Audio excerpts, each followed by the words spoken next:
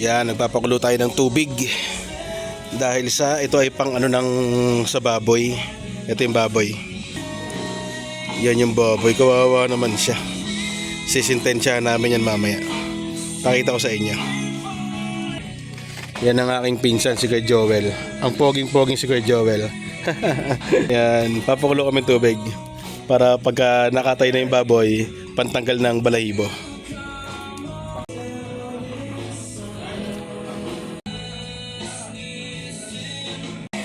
Siwa. Yan, ito yung hihigaan ng baboy mamaya pag kinatay siya. Diyan siya sisintensyahan sa lamesa na to. Kaya nakakaawa naman siya. Kaso wala tayong magagawa, yun ang buhay eh. Nabuhay siya para sa ganyang bagay. Yan, yung baboy pa lang yan ay tumitimbang ng 120 kilos.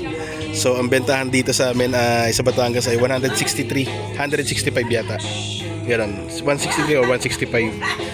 Yan, 121 kilos yan, baboy.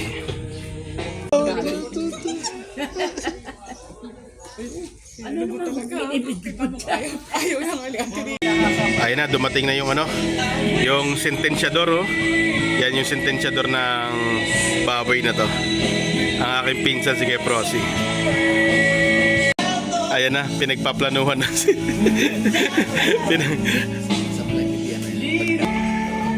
Ayan na, kinakalag na yung tali.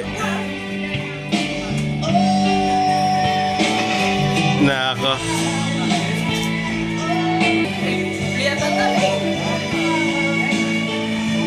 Dalawang pa yan, nakatali, dalawang pa.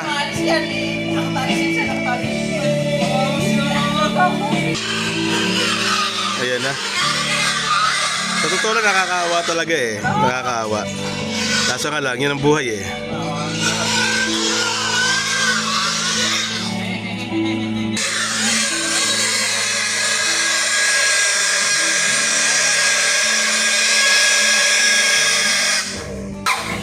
Ayaw baka basagi yung motor ko.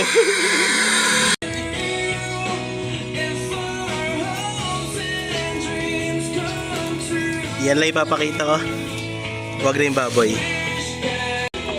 Yon, so hindi ko na pinakita yung yung pagkatay kanina kasi bawal yon dito sa Facebook syempre o sa YouTube. Kaya hindi ko na pinakita yung pagkatay. Yan. I-blurred ko na lang yung itsura ng baboy kasi madugo pa siya. Yan, si Insan. You know? Ay, ano? baka may bangkito ka pa yung kay Tulog. Pulang-pula. Yung sa tito nito baka meron. Yan, si Bossing Job. Si Bossing Job. Pag gano'n ng apoy, magbantay ng apoy. Yan, nasa cooking department siya. Tapos ito naman ay mga nasa slicing department. Ito slicing department. Kanina tapos na kami sa ito naman yung pinuntahan namin kanina, ginagawa namin ni Ate Lucy. Sanitation department. Is hindi, shit department. Yan, shit department kasi bituka ng baboy yung nilinis namin ni Ate Lucy. Hindi ko napapakita si Ate Lucy ng maigi. Yan. So ito yung ganap dito kasi babanglok sana ang tiyahin namin. Yan. Hindi na ako lalapit doon para hindi nyo na makikita yung mga sari-sariwang karne. Yan. Yan, dito naman yung pagpapalambot. Yan, dyan si Insa naka-assign sa boiling department. Sa boiler. Boiler yan, boiler. Dito yung ulo ng baboy. Yan. Hindi ba? Yun, chicharo na. Para sa pochero. Yan si Kuya Joel. Nagagayat ng mga karne para sa lulutuin mamaya. Pang dinuguan pala to. Sa dinuguan pala. Ito yung nilinis namin ni Ate Lucy. Yan. Yan si Ate Lucy. Lucy, shout out. Yan, ginabi na ka. Yan si Insan. Oh, nag-flex pa eh. Yan si Insan at ito si Bossing. Sila ang natoka sa ating cooking session. Dalawang putahe ito. isang minudo at saka isang kaldereta. Mamaya pochero naman. Yun. Pochero. Ay, kaldereta pala, kaldereta. Tama na. Ito kaldereta.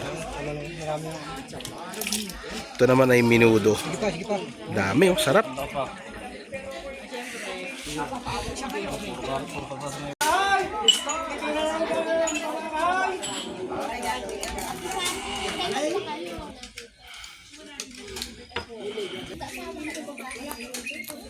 Umutok na pala, baby. Baby. Ate Lucy, oh. Ate Lucy. Yan.